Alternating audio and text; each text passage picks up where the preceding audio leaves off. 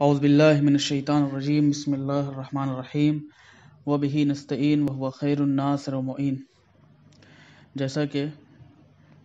نمازی کے لباس کے سلسلے میں مسائل بیان ہو رہے تھے، آج چوتھی شرط بیان کرنا ہے کہ نمازی کے لباس کی چوتھی شرط کیا ہے۔ مسئلہ نمبر 832، ضروری ہے کہ نمازی کا وہ لباس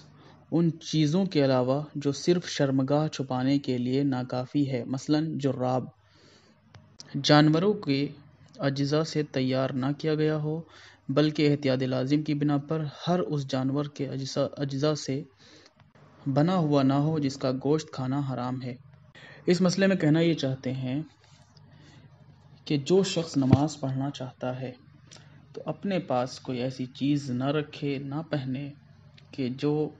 نماز پڑھنے میں مانع ہو۔ مثال کے طور پر اگر کوئی حرام گوشت جانور، چاہے وہ شیر ہی کیوں نہ ہو، شیر کا گوشت کھانا حرام ہے۔ اگر کوئی شخص شیر کی کھال کا بنا ہوا موزہ پہنتا ہے اور وہ نماز پڑھتا ہے تو اس کی نماز صحیح نہیں ہوگی، جبکہ شیر پاک ہوتا ہے لیکن اس کا گوشت کھانا حرام ہے، لہٰذا اس وجہ سے اس کی کھال کا بنا ہوا موزہ پہن کر نماز پڑھنا صحیح نہیں ہے۔ اسی طرح ضروری ہے کہ نماز پڑھنے والا کوئی ایسا لباس نہ پہنے کہ جو حرام گوشت جانور کے پیشاب یا پیخانے سے آلودہ ہو یا دودھ اور بال سے آلودہ نہ ہو۔ اگر ایک بال اس کے لباس پر لگا ہو تو ایسی صورت میں کوئی حرج نہیں ہے، لیکن اتنے زیادہ بال نہ لگے ہوں کہ دیکھنے والا یہ سمجھے کہ اس کے بدن پہ بال لگے ہوئے ہیں، تو ایسی صورت میں اس لباس میں نماز پڑھنا صحیح نہیں ہے۔ لیکن اسی طریقے سے اگر کسی شخص کے پاس ان چیزوں میں سے کسی بوتل میں بھرا ہوا کوئی چیز رکھا ہو تو ایسی صورت میں کوئی حرج نہیں ہے۔ اس مسئلے میں کہنا یہ چاہتے ہیں کہ حرام گوشت جانور کا اگر بال بھی کسی کے کپڑے پہ لگا ہو تو ایسی صورت میں نماز پڑھنا صحیح نہیں ہے۔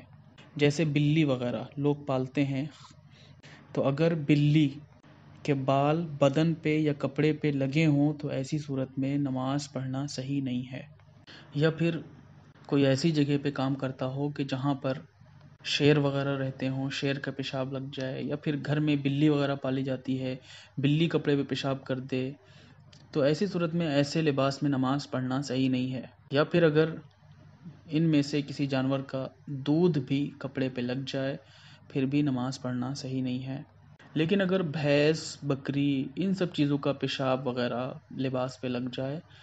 تو اس لباس میں نماز پڑھی جا سکتی ہے، اس میں کوئی حرج نہیں ہے، کیونکہ بھیڑ، بکری وغیرہ کا پیشاب پیخانہ پاک ہوتا ہے، تو اس صورت میں نماز پڑھی جا سکتی ہے، اس میں کوئی حرج نہیں ہے۔ یا پھر اگر کسی شخص کے پاس کسی حرام گوشت جانور کا دودھ رکھا ہو لیکن وہ دودھ کسی بوتل وغیرہ میں بھر کے رکھا ہو، اس نے جیب میں رکھ رکھا ہے، تو ایسی صورت میں نماز پڑھنا صحیح ہے، اس میں کوئی حرج نہیں ہے، نماز اس کی صحیح ہوگی۔ مسئلہ نمبر 833، حرام گوشت جانور مثلاً بلی کے منہ یا ناک کا پانی یا کوئی دوسری رطوبت نماز پڑھتے وقت نماز پڑھنے والے کے بدن یا لباس پر لگی ہو اور اگر وہ تر ہو تو نماز باطل ہے، لیکن اگر خشک ہو اور اس کا عین جز زائل ہو گیا ہو تو نماز صحیح ہے۔ اس مسئلے میں کہنا یہ چاہتے ہیں کہ اگر کوئی شخص نماز پڑھ رہا ہو اور اس کے بدن پر یا لباس پر بلی کا پیشاب یا اس کے منہ کی کوئی رطوبت یا ناک وغیرہ لگ جائے تو ایسی صورت میں اس کی نماز باطل ہو جائے گی اگر وہ گیلا ہو تب، لیکن اگر وہ سوکھا ہو، یعنی بلی کی ناک وغیرہ لگی ہوئی تھی کپڑے پر لیکن وہ سوکھ کر ختم ہو گئی تو ایسی صورت میں نماز صحیح ہوگی۔ لیکن بہت خاص خیال رکھنا چاہیے، جو لوگ بلی وغیرہ گھروں میں پالتے ہیں تو بلی پالنا حرام نہیں ہے، لیکن ان سب چیزوں میں یہ احتیاط کرنا ضروری ہے کہ بلی کے بال لباس پر نہ لگے ہوں یا پھر اس کی ناک وغیرہ یا اس کے منہ کی رطوبت وغیرہ نہ لگی ہو، اگر لگی ہوگی تو ایسی صورت میں نماز صحیح نہیں ہوگی۔ وآخر الدعوانا ان الحمد للہ رب العالمین۔